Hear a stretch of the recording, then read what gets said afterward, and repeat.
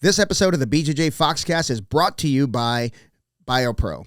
BioPro is an all-natural alternative to prescription human growth hormone, which aids in recovery, anti-aging, metabolism, libido, immunity, skin health, cognition, sleep, and stress. Just one vial per day provides a substantial boost to all of these growth factors. Okay, so that's what they want me to say. Here's what I know as an aging grappler. I've been using BioPro Plus and the nighttime variant, BioPro Plus Cortisleep, for several months, and it feels like I've grown a third lung. My gas tank is noticeably bigger, my recovery is faster, and I'm back on the mats much quicker, not just between training sessions, but between rounds. Now you can get $30 off your first order of BioPro when you use the code Foxcast at www.bioproteintech.com. That's code Foxcast for $30 off your first order at www.bioproteintech.com. Thank you, BioPro. Hey, everybody, and welcome to another episode of the BJJ Foxcast. I am your host, Alex Martinez, and today I have a good friend of mine, Mr. Parker Lapp. Parker is a third-degree black belt at his young age of 70 years old under Carlos Farias. And Parker, welcome to the show, brother. Thank you, Alex. Good to be with you. Yeah, buddy. So I got to know, man, what possessed you to start jiu-jitsu at the age you started? What age? You were in your 50s, no, when you started? Yeah. Yeah. So about 20 years or so ago, I had a gestalt moment, a moment of truth. We had at the time we had a big home. We had windows looking out over a forest preserve in the back. It was wonderful. It was nighttime.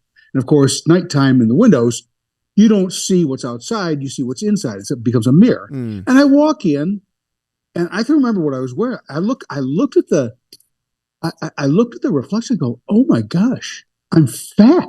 Yeah. And for whatever reason, all the psychological barriers that we have that, allow us to get us through the day, right? They were dropped, and I realized this. And the next day I went out and bought a scale, and I started on this journey back to wellness, if I can call it that. And so I peaked the scale at 259 pounds, and I dropped a bunch of weight. So I started getting myself at least down to a better weight, and wound up losing a bunch of weight. And then I figured, well, I probably should be like moving or something, doing something physical. And, of course, like we all do when I was, young, lifted weights, was active athletically, the whole 9 yards. But did a little bit in my middle age, and then, it got seduced by other things.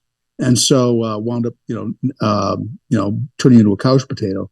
And so I think, well, gosh, I'll do, and it could have been anything. There was a rec center right by where we live, a municipal rec center, and they had an old school Japanese style jiu-jitsu dojo there called the Jishukan Ryu Jiu-Jitsu under Dr. Ping in Saline, Michigan. And, it could have been Tai Chi. I mean, for crying out loud, it could have been yoga, but okay, well, that's what I stumbled into. So, okay, that's what I'm doing. And I really liked it. I moved, as my career would take me, out to Arizona. Couldn't find that same discipline here. So this is back in early 2007. And so by that point, I'm, 54. I just start looking around for something. I tried Aikido for a while, and after a year and a half of that just wasn't quite for me. And then I just got plain old dumb lucky and saw an ad for the old Lion's Den opening up in Scottsdale, Arizona. No kidding. And yeah, no kidding. And it was, Carlos was, of course, Carlos Farias was the instructor there, and it was just a place that was just filled with badasses. Yeah. Can I use that word? Yeah, sorry. Absolutely. Cuss away, my friend. And be careful what you're saying. So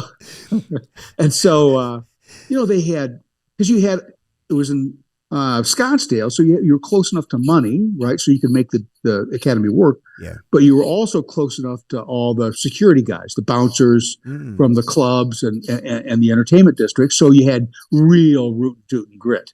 Yeah. And then you had all these different arts. You had Muay Thai, and you had boxing, and you had grappling, and there was gi jiu-jitsu. And so that was closest to what I had known back in Michigan. So I just started up with that. And I remember I went to 4 Saturday classes. and watched before I decided to sign up. Now, when about a year before that, I had started working out with Chad Ike, who is a legend, and he was really doing a fantastic job of getting me into shape. So by the time it was time for me to start my Brazilian Jiu-Jitsu journey, I was in pretty good shape. My weight was quite a bit less than what it had been. So okay, and I watched it for 4. Okay, I think I can maybe hang with these guys.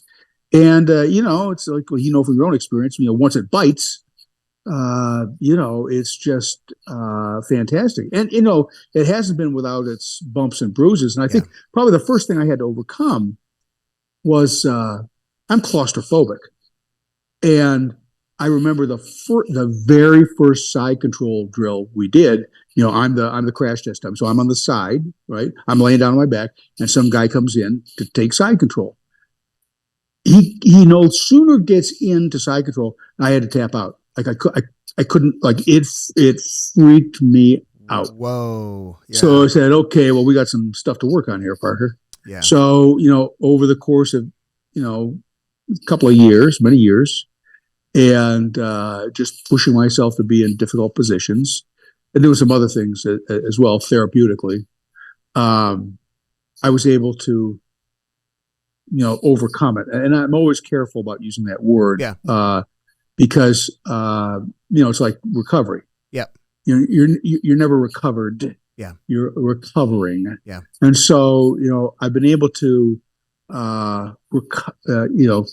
achieve some recovery gains against claustrophobia, which has been great for me. And of course, my game. I play a largely defensive game, so I'm always in horrible positions. Yeah. And I've learned to be comfortable. I think it's Hickson Gracie who said, learn to be comfortable in hell. Yeah. Well, I'm sort of on that path, right? So in any event, that's sort of the long story of how I fell into Brazilian Jiu-Jitsu. I just got lucky, and Carlos and I just hit it off, and I just thought the world of him. And like many academies, pardon me. This is of course a horribly sexist statement. But academies are sororities for men. Yeah. Like there's just like good grief, all kinds of crazy stuff, goes on. People get their noses bent on a joint. So for a variety of reasons, Lions Den blew up, and I stayed for a while, and I trained for a while under Andre Maracaba, who was phenomenal. Yeah. And but I made the decision that, okay, and I think if I recall correctly, I think he may have been leaving, going to start his own thing. And so I decided, okay, well, I'm going to go to my original instructor, Carlos, and I'm going to wherever he goes, I'm going to follow him. I'm going to stay with him. And we sort of made this boat people, excursion over the years through. First, we went to East West MMA, and had a good experience there. Carlos was the instructor. And then that got acquired, and Carlos left there, and then we went to Stand and Command. Both of those were in Mesa, and then Carlos, with some backing from some of the students, was able to, put together his own place. And of course, I stayed for that, obviously, and it was a wonderful hole in the wall converted restaurant, wonderfully gnarly. I remember that place. But the place had character. Yeah. And it was, it's like, I think the most powerful address in America is someone's garage. Yeah. Right. Because, you think of how many, stunning enterprises. What's Apple worth now? $3 trillion or something ridiculous, right? Yep. And that started in the garage. Same with Amazon. Started in Jeff Bezos' parents' garage. Right? Yeah, with a spray painted sign, Amazon spray painted sign. That's pretty cool. Yeah. Yeah. So we started there. Coach started there, and then he got a place a little bit farther south, just a couple blocks away. Yep. So he retained the same market, and then that grew and grew, and obviously, as you well know, he just opened up a much new, bigger place, just a couple doors down from where he was, and it's been a fantastic ride. But for me, it was okay. I'm sticking with Carlos. Yeah. Now, of course, as life would have it, the businesses that I was affiliated with, working on down here, those wound up getting sold. And at this point, I was 66, 67 years old, and there was really nothing else for me down here. And And I had family. It's a long story, but I had family back in Michigan. So I said, okay, I'm going to move back to Michigan. And of course, along the way, it was, because I had this wonderful life. Yeah. Right. I got my jiu-jitsu instructor. I was working with 2 trainers, for strength and conditioning. I'm in a rhythm. I got my zone. Yeah. And okay, well now for right, wrong, or different, I got to pick up and, move back to Michigan. And what am I going to do? And again, I suppose it's not luck, God is good. Yeah. He opened up a way for me. I now train. I've been it for 3 years now at Detroit Jiu-Jitsu, which has been a godsend for me. I mean, it's a fantastic school. All that grit and toughness that I grew up on at Carlos's place. I found that there. So it's like instantly. Everybody, when I went there to visit, like everybody wanted to go hard. That's so cool. From white belts to black. It was just like they were just all on it.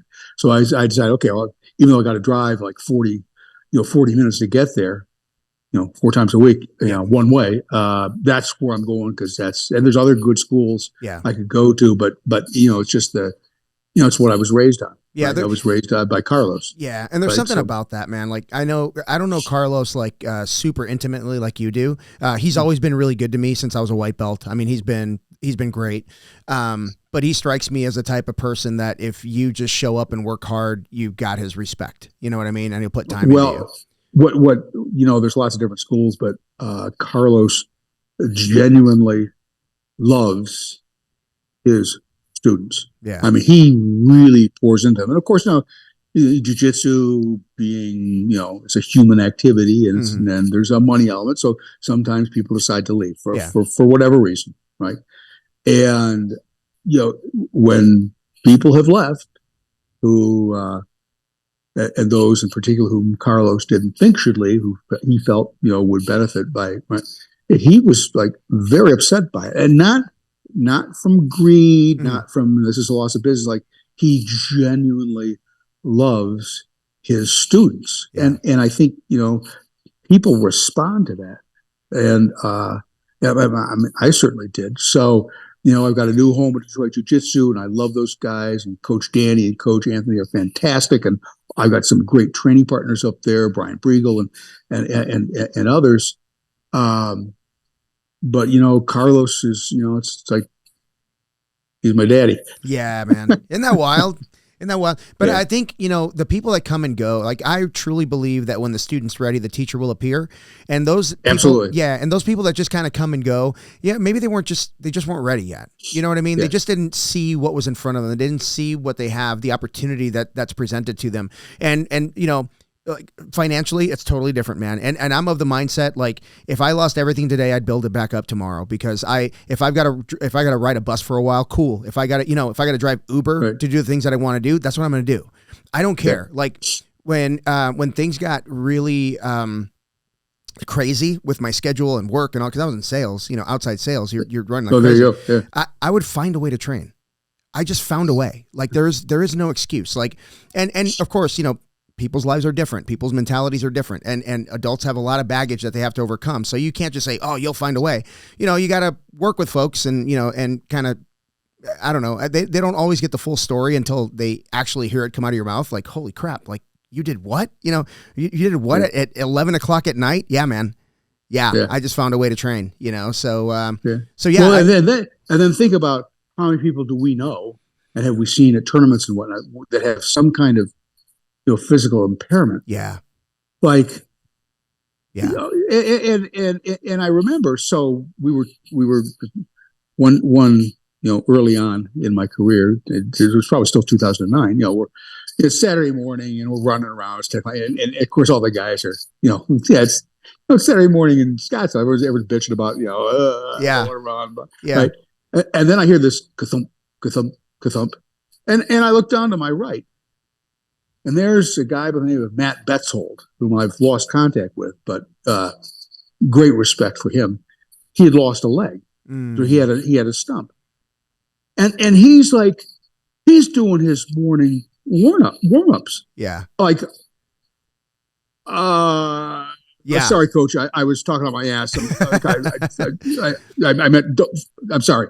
Yeah. right? And you think about the price that some people pay to be, and think about it. I lost a tournament round to a guy who had one hand, right? He figured out how to use the stump of his arm, Yeah. and the guy caught me, right? Yeah. And you think, how many times did those guys, and I've seen blind guys, I've never gone to the blind, but we know blind guys, Oh yeah, right? absolutely. How many times did people tell them, maybe well-meaning people say, no, it's probably not for you. You're going to get hurt. Yeah. Blah blah blah blah blah. Right? Why don't you find something else to do, or whatever. So the price that you and I have had to pay, and I'm not trying to minimize the price you have paid, right? But think about what some people do. I mean, in tournaments, I met a guy who had at the peak of his game, right? This is a multi-stripe black belt, a legend. He had some kind of stomach cancer. He had to have basically a big chunk of his stomach removed. Yeah. Right. And then he gets it sewn up, and I don't know how quickly he was, but he's back on the mat, training and competing on a tear. Yeah. Right. So you think about and I think the flip side of that is wow, jiu-jitsu, it can make me that mentally strong so I can face the challenges I have in life to get through that kind of stuff, because we all got to go through crap, right? Yeah. So there's a flip side to that as well, right? Yeah. There's a I don't know if you call it pride or whatever, but there's a thing in jiu-jitsu where you don't tap to pressure, and that's all life is. Life is different kinds of pressure. Right. And as long as you don't tap out of pressure, you'll find a way out. You know, no one's perfect. Like if you're on top of me and you're crushing me, I know you're not perfect, right? There's a gap. All I got to do is all I have to do is relax long enough to find it, right? Yeah. And that's what jiu-jitsu taught me most is like don't tap to pressure, and it's not it's metaphorical mostly, right? So that's what I love about it.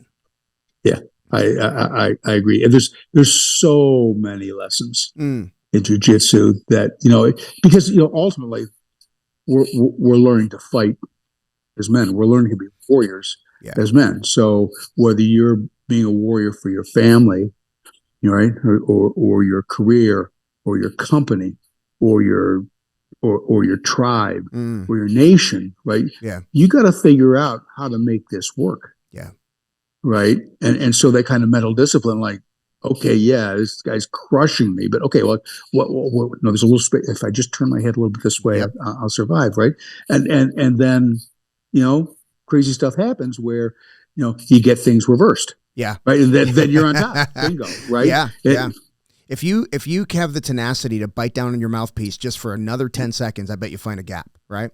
Just calm down and breathe. Yep. That's it, man. That's it. No, I love that. So you mentioned athletics, man, as a young man. What were the type of athletics you were into? I'm talking like team sports. I know you love weightlifting and stuff, but team sports. Yeah. So the answer to that is, which I think is interesting. So when I was growing up, I really wasn't athletically active until high school. I grew up in Ann Arbor, Michigan, in the '60s, and of course, Ann Arbor in where the University of Michigan is in the '60s was what you would expect. Tie-dye T-shirts, long hair, and all the rest of it, which I won't go into here. And so I was busy being a freak, being a hippie. Yeah. And my senior year, actually, when I was 15, my parents gave me a weightlifting set. I thought, like I'm a hippie. That's for jock. Why are you giving me this? Are you out of your minds? Yeah. It turned out it changed my life. So my senior year, I started lifting weights. Right. And then I started, jogging, running, by myself. And long story short, I went to Michigan State University, and I got there. Well, hey, I'm here at the Big U. There's at the time there were 40,000 plus students, a huge university. And so, I guess I could do anything up here. So I went out for the lacrosse team, and I played varsity lacrosse. I didn't letter, so I was, I was not proficient, but I was on the team. Yeah. And then in the summer and fall of '72, I said, well, gosh, I'm here at the Big U. Why don't I just go out for football? So I was a walk-on to Michigan State's football team. I played on the freshman squad or the JV squad, whatever. I didn't play. Yeah. I was scouting team. I always describe myself as Rudy without the talent. I got you. And so I tell you, I watched the movie Rudy. Yeah. And most people think it's corny. Yeah. And I suppose it is, but I lived that life. Yeah. I know what it's like to suffer on a scouting team, right? Where you're not getting a lot of accolades. Yeah. Right. To say the least. But it was a great experience. And then I wound up, doing some other things, playing rugby. Principally, and love rugby. No kidding. Okay. I was a B-side player. I wasn't athletically, good enough to play A-side. And they had Michigan at the time in the early 70s, I suppose. Up between, I suppose I played probably from 73 until 75, thereabouts. Michigan State had some just amazing athletes. And of course, it was a club sport, so you didn't really have to be a student right to participate. Yeah, just be somehow, I don't know, you had to have fond feelings about Michigan State or something. That was the qualifying granted, right? So I played that and enjoyed that immensely. So I was for anybody who knows rugby, I was a prop. I was, the crazy guy who's, it's not the crazy, it's the guy, the prop is one of two guys who support the absolute craziest guy in the field, who's the hooker, who gets between the two props and then it gets the ball when they toss it into the scrum. No, those guys are out of their minds, right? The prop, you're at least, you're on your own 2 feet. And, you could throw a few punches with it just to let the other side know that you came to play. And then I got out of school, graduated from school, and went to business school. Did all the standard. You graduate from business school, and I went into financial services. So I was a banker for a while, then finance business, and then many years later got into technology and other things, but was sort of wandered away from sports, as I had mentioned earlier. Gotcha. But my teams, I did have team sport experience, but it was not quite and it was meaningful to me and still is. Yeah. And I learned a lot because you watch like Division I, NCAA, Big Ten football. Yeah. And you watch like how athletic these guys are. Insane. and how hard they work. Oh my gosh! So it was a great example to me. But I don't have the experience like some people had for. Thank you, sir. I don't have the experience that some people had with. Carlos is offering me a dirty bastard ale, which we're going to save for after training. After training, Carlos. So I don't have that intense team bonding experience like most people have. It was it's not. I didn't have a Friday Night Lights experience. Yeah.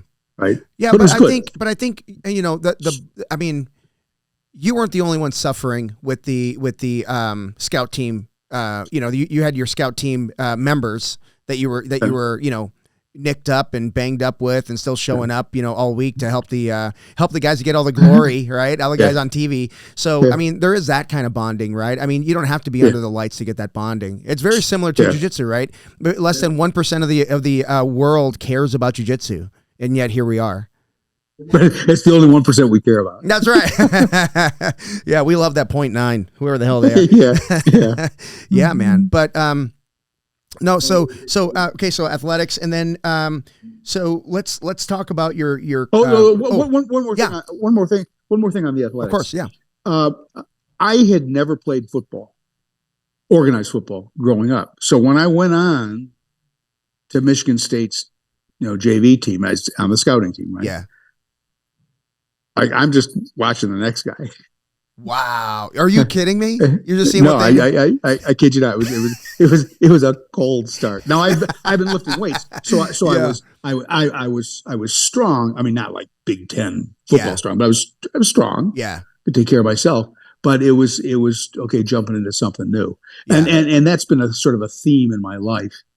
I am absolutely unafraid to jump into something new and work and figure it out on the fly. Obviously, man. I was waiting for you to tell me, you know what? Then I went in for basketball and then track and then like, holy shit, man, what didn't you do? But let's talk about jiu-jitsu competition.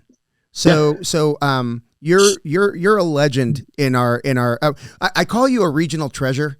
You know, you're a regional treasure. No, I'm just kidding. You're a legend in our sport, man, because there wasn't a single match that you would turn down. And you know, people don't understand, like until they're in our position, they don't understand how hard it is for people, you know, my age and up to actually get matches, right? To actually get fights. And you would go down to the adult division and jump in on the adult division just to get matches. Tell me about that. What? I'm not calling you crazy, but I'm just saying. So, I always wanted to emulate my professor. Right. And my professor would fight anybody. Yeah. Okay. This is the fight. Okay. That's the fight. That's the one I got to fight. Yeah. He's the guy. Okay. I guess I'm fighting him. It is what it is. Yeah. And it's not that I love to compete. I love to compete, but to me, it's more of a discipline of, can you live in the truth? Right. Can you face up to who you really are? Right. And accept that, be realistic about it, and never lose heart to make yourself better, right? And so competing against adults, or for a time, I was in the ultra heavyweight category, and like, oh my gosh, time to drop some more weight, right? So, but it's facing up to those fights, because as men and I suppose, obviously there's women practitioners too, but I'll just speak about it from a man's perspective. We're learning to fight all the battles we have. Yeah. Right. Not just the ones on the mat, right? The battles we face in life. And you don't get to choose those. Sometimes they just come to you. Man, that's a good point. So you got to face the fight that's there. Right. And maybe not what you had wanted. Your company, you're fighting for your company or for your business.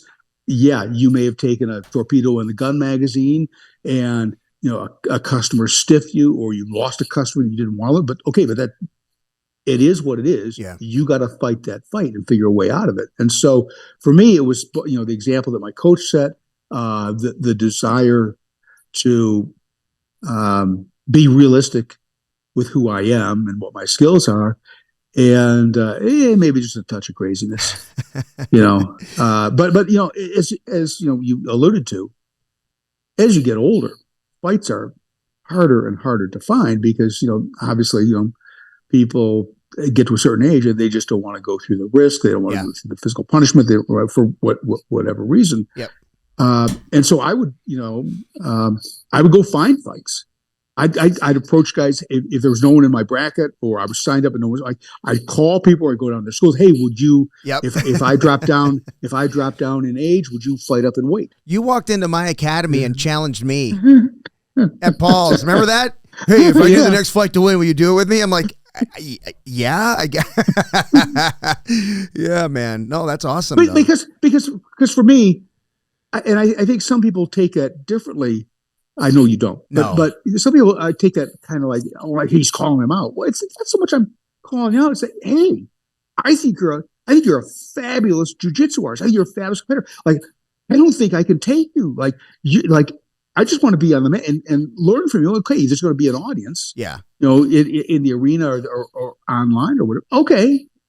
I want that experience. Yeah. Right. And it's really more, a sign of respect. Would you I'm not doing it because I think I suck, right? But I'm not doing it because I think I can dominate you either. This is going to be like everything I can do. Yeah. Like we've gone a number of times in competition, and like, oh my gosh, it's everything I can handle and I think then some. It's so much fun, man. It's so much fun. Yeah. Yeah, man. But it's challenge yourself. I always tell you, challenge yourself. Get on the mats. Yeah. Get in the competition. Well, I think what makes what you do so special, and I know you have a hard time accepting compliments, but I'm going to give you a lot of them because this is important. I think this is very important. I had a podcast with a guy named Scott Burr, and Scott Burr is a third degree black belt. He trains under John Maxwell and Hickson Gracie. So he travels from Ohio to California to train, and he said something that was so obvious now that he said it. Like a lot of things in jiu-jitsu, they're obvious after you learn them. He said that, he sees people like us who get into jiu-jitsu a little bit later in life, right? Get our black belts. And then we're sitting there on the sidelines going, man, I just can't hang. Like I can't, they almost want to quit jiu-jitsu. And he's saying like, we're losing our elders and we're not doing anything about it. We're not doing anything to keep them on the mats. You know what I mean? And I think you being so proactive with like, hey, I want to be on the mats. I want to compete. I know a lot of it you're doing for you, but you have no idea what that does for our community as a whole.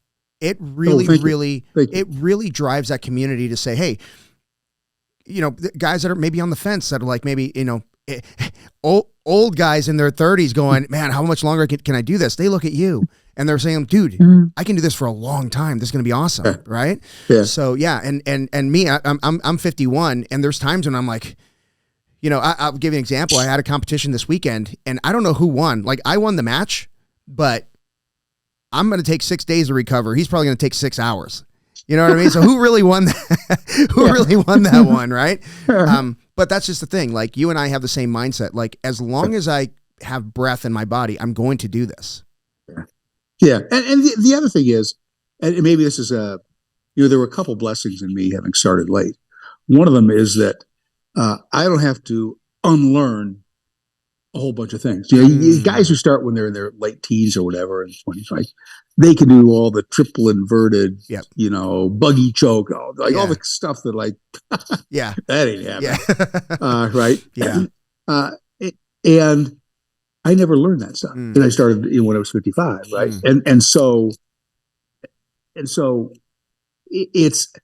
in a sense, I don't have to get over myself because I was never that to begin with. Okay. I started off with, a kit that was only half full. One hell of a closed guard. You start out with one hell of a closed guard. Thank you. And so as we get older, we make a game with what we have left. I remember a couple of years ago when I was still down here, I developed tendonitis on my left knee, and it was hideous. I had a swelling in the front. I couldn't, imagine me. I couldn't get to turtle. Yeah. I couldn't put my knee on the mat. Yeah. But it's you don't want to stop training. Yeah. Right. And besides, I never, I never could have explained it to Carlos. He'd like, what? Yeah. But is it a compound fracture, Parker? Right. Like, come on. I don't see blood. Yeah. Yeah, I don't see blood. Yeah. Well, we duct tape. We'll put that bone back in. Don't worry about it. So in any event, so I got this knee issue going on. So that's great. I kept training. I started from my side.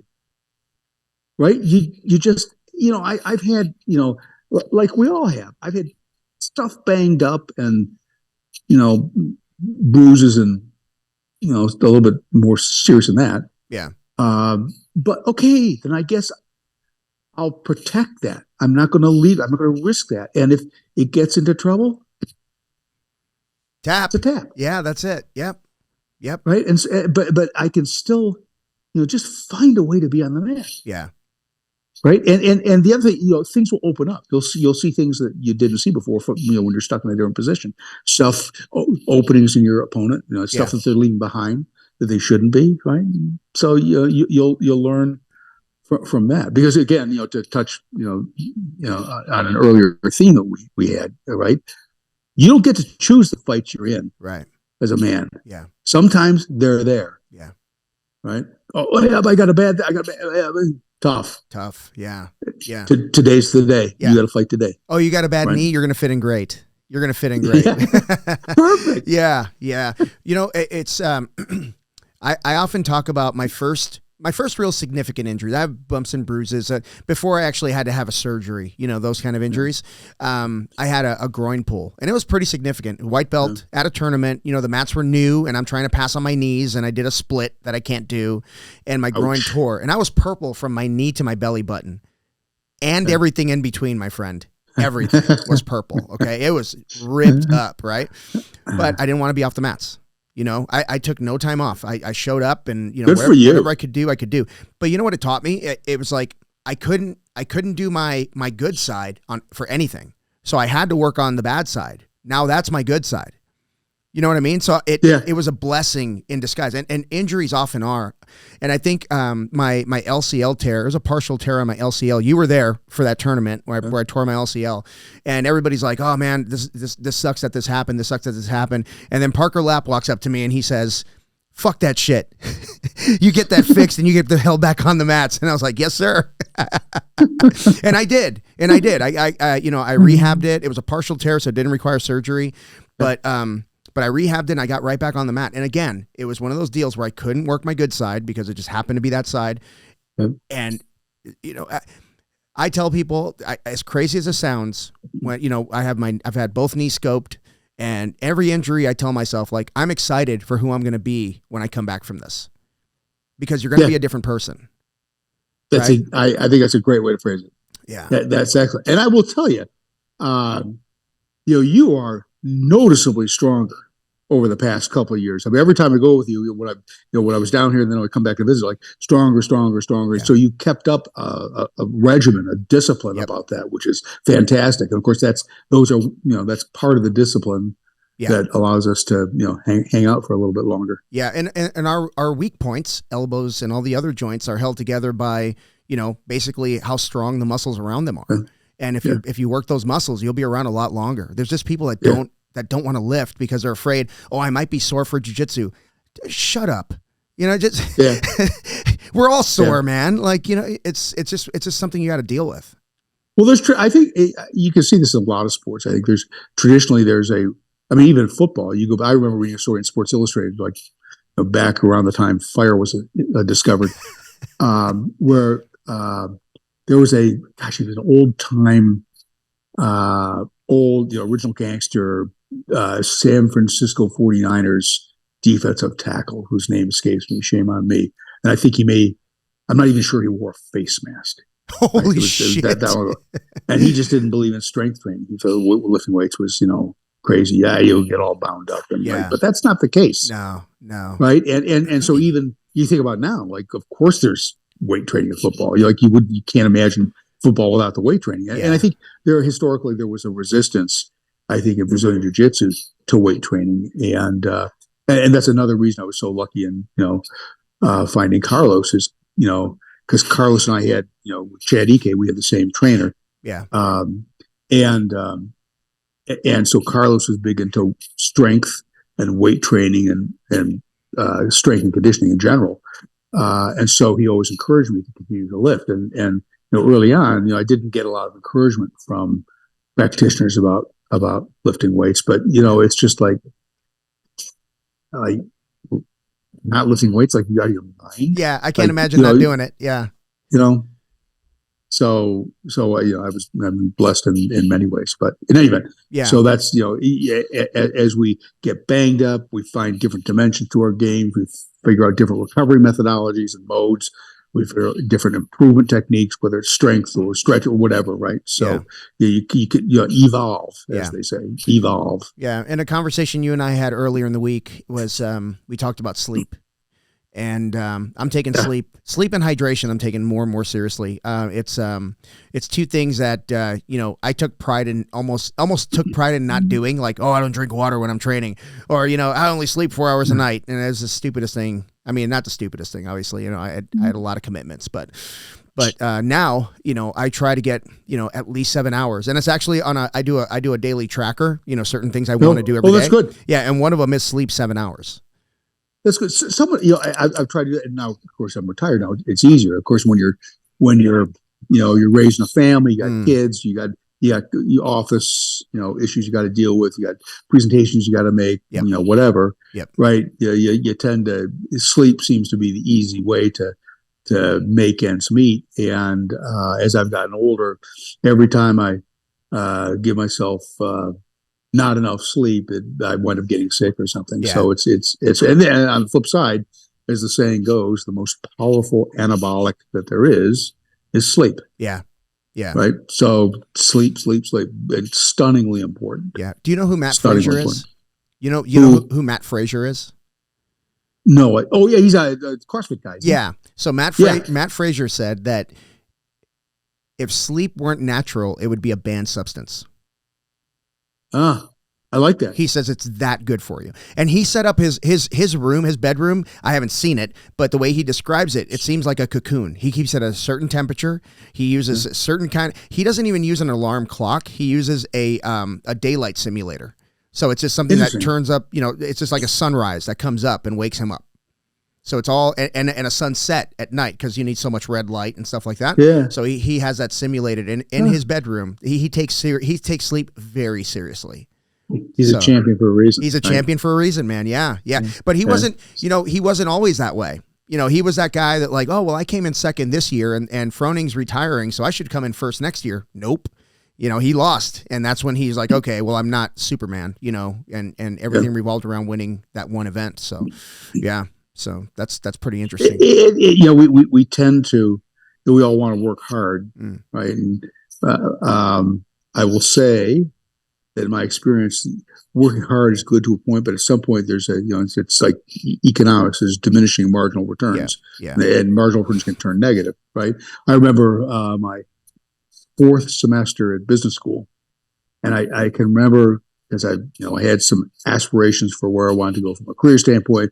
I wanted to show I could work as hard as possible, and I determined at the beginning of the semester I worked harder than I've ever worked before. I did, and I did worse than I'd ever worked before too. Really? Right?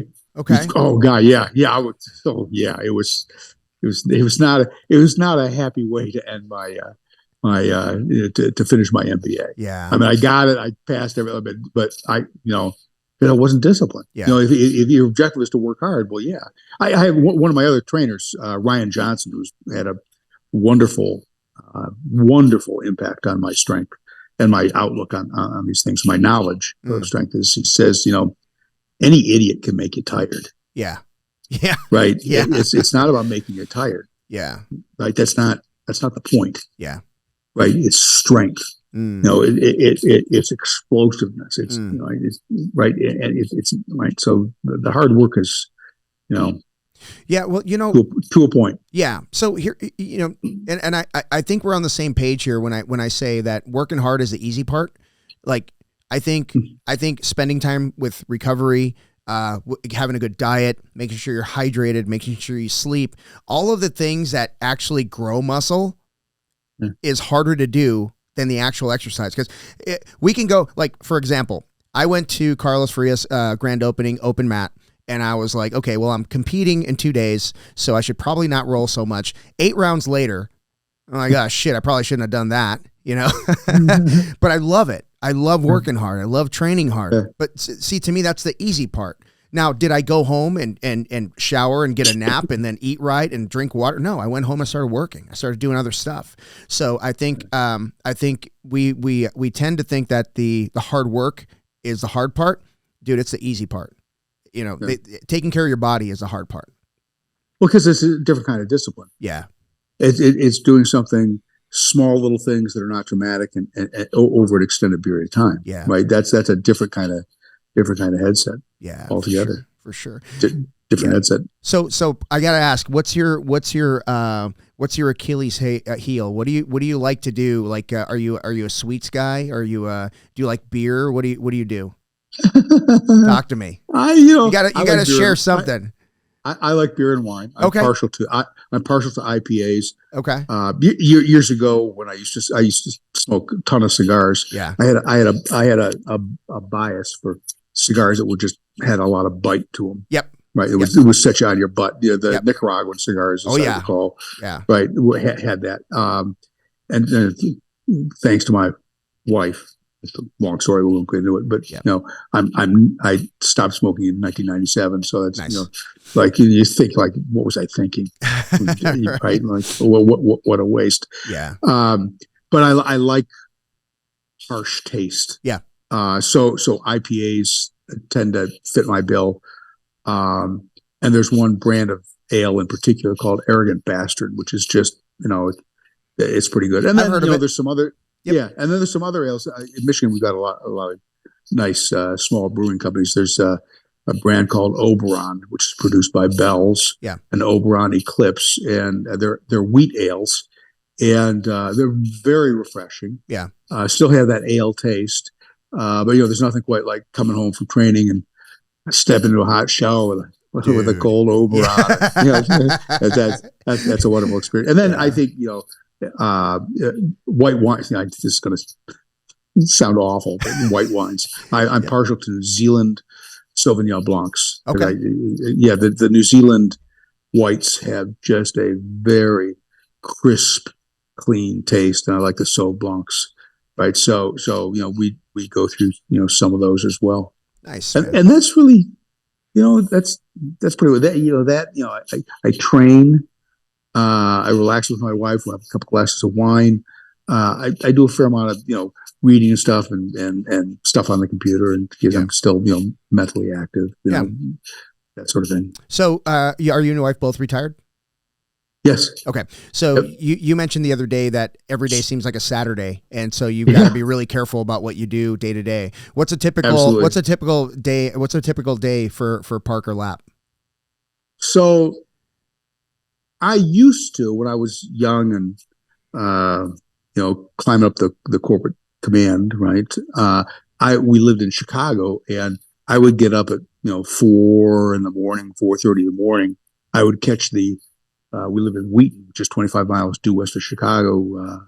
I would catch the 5:20 a.m. train or the 5:52, and I would be at my desk, between 6:30 and 7, and start my day. I'd catch the generally the 8:40 train home.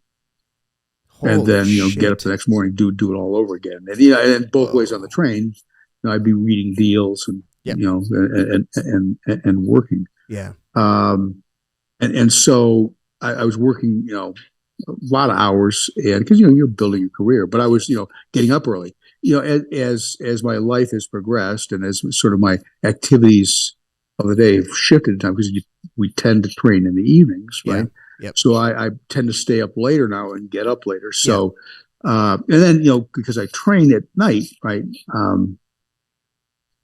Get home, have a couple ales or, have a couple glasses of white wine, and I have a hard time settling down. Yeah.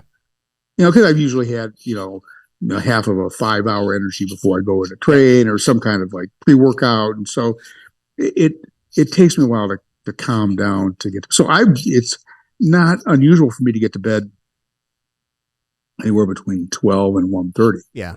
Yeah. Right. And then I sit in front of and I read, I study. There's a whole bunch of things that, right. So I can get caught up in that. Yeah. So I really have to discipline myself to head off to bed. Now, on the other side, though, I can get up pretty much when I want to. So I get up anywhere between, depending on when I went to bed, I can get up at 7:30. Okay. And I've slept till 9:30, 10. It's like if I sleep after 10, that's rare. Yeah.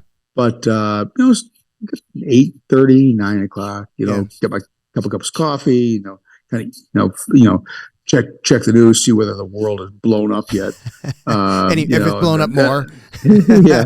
No, this is embarrassing to say, but when I roll over in bed, I go to because I can't abide the New York Times. Right. So I this is almost as bad. I go to the New York Post because I think if the world has blown up, the Post is going to give me all the gory detail with photos, right? Yeah. Right. So I'll go to the Post, right? It's okay, nothing has blown up as of last night, so we're good. And then I can start my day and have my cups of coffee. And there's a couple of YouTube video casts, podcasts that I dial into to see what's going on in the world, and and then ease on into the day, whatever needs to be done that day. And then, but it's always done. It's interesting because it's always done in anticipation of training, right?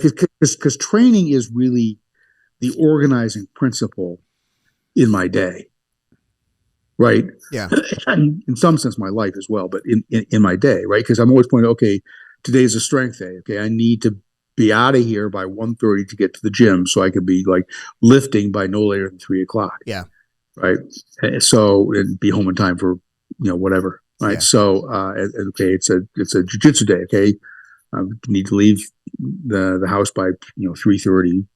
Right, to make sure I'm there in time to stretch, warm up, right, and whatever, and then I happened out with the kids program at Detroit Jiu-Jitsu. Oh, nice. Very cool. I like for years I used to laugh, say, "There's not enough money in the world, right? I will never I'll never do that, quote unquote, right?" And then Coach Danny Agamy at Detroit Jiu-Jitsu asked me to help out. Well, okay, your coach asks you to do something, yeah, right?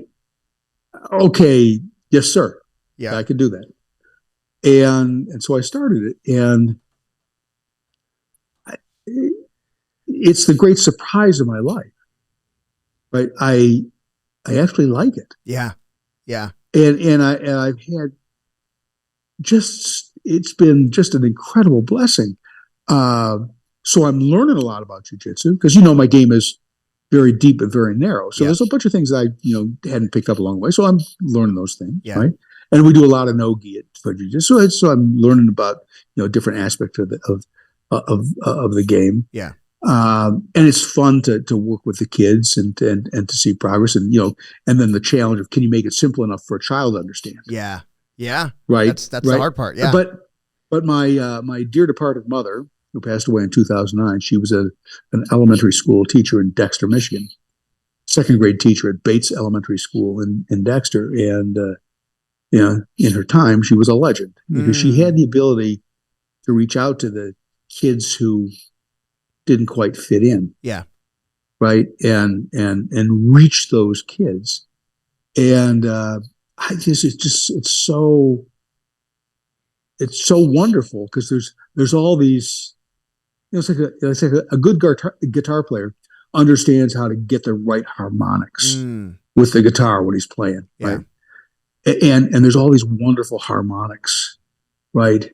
This resonance with my mother. So it's like it's just been a joy, and I just get a great deal of enjoyment. Yeah, I think from working with the kids. I couldn't be more surprised. Yeah. Yeah, I started out as a kids coach as a blue belt, and it was all by accident. I tell the story all the time. I started out with like, "Hey, can you help one day a week?" Sure. And then, "Hey, can you just take that day over?" It was a no-gi day. I was like, "Yeah, sure." And then they're like, "Hey, do you want to take over the kids program?" I'm like, yeah. I'm sorry, what? So took over this kids program, and we grew it. It was at Paul Nava's place, and it grew really well. Paul was super supportive, and I had parents that were just awesome. They were just awesome, and but I love Paul Nava. Yeah, he's the man. I love him. Yeah. He's my guy. Paul and I traveled during my blue belt and purple belt days. I think I was doing between 10 and 13 tournaments a year. All the locals, traveling to Vegas, going to California. We went to New York, we did all the, everything. And there were times when I'd come back after a loss and I just didn't want to do this anymore, but I had no choice. I got to get up. I got kids to teach on Monday. And then I'd get there and their energy would just, it would just fill me up, and I'm like, I'm back, I'm back. Yeah. It would take no time at all. They really got me back into it. And I credit the kids program for keeping me in jiu-jitsu a lot of times, because there were some times when I just didn't want to do it anymore. You train your ass off, and then you take it a little bit too seriously, like I did. And you come up short, and you're like, damn it. Yeah. But it's those kids that did it for me, man. So I'm really grateful to them. Yeah. Yeah. I have an appreciation for what you're saying. Yeah, for sure, man. Well, listen, Parker, I just wanted to make sure that we have this conversation, brother, because I think your story is awesome, and you're such a great guy, and I can't say enough good things about you. I actually talked about you the other day. Gosh, who was I talking to? Somebody said, it was like it was one of those comments that like, I don't know how much longer I can do this. I was like, well, I just got submitted by my 70-year-old buddy.